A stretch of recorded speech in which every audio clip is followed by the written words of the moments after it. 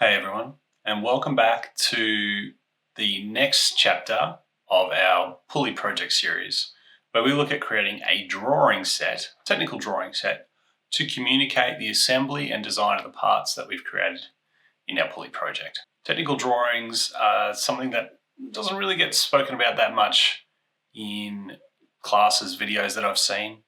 A lot of the content online is all focused on the modeling. Okay, how do you create certain details? How do you create advanced models and assemblies?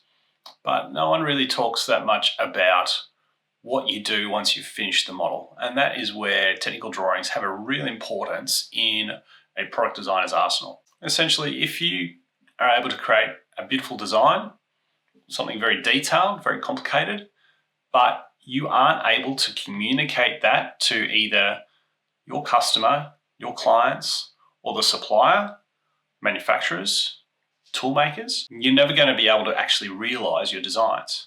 Now, granted, 3D printing does change some of these things where you can go straight from file to a 3D printer. I've got one of those myself, love using it all the time. But if you want to produce things in a high volume, okay, or things that are not capable of being printed 3D, and you need to use traditional manufacturing methods, you need to also use traditional communication methods to get your ideas across. One of the main reasons for this, your technical drawings to back up your 3D files, is that often your 3D file, if you were just to send that data across to, let's say, a tool maker, they're not going to understand your intent for the design. Okay, they're not going to understand just from looking at a file what elements of your model are critical. Okay, they might not understand how all of your parts assemble together. They might think that it's okay to put, let's say, injection points or gates, this is for injection molding, into a Class A surface, something that is going to be visible to the end user. They might put split lines in a place that you don't want.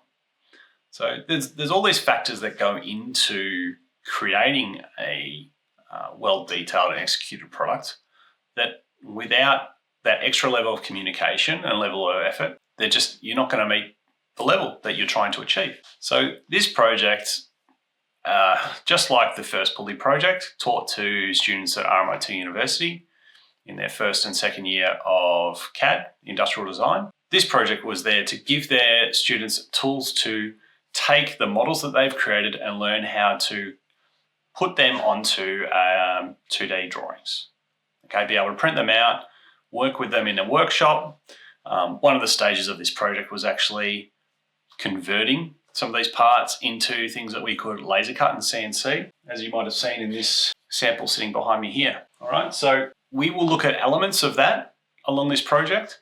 We will go through how to create a full documentation set for this project, of course at an introductory level, but we will have assembly files, assembly drawings, sub-assembly drawings. We'll have a bill of materials, and then we'll have a page of detail for each individual part that we've created.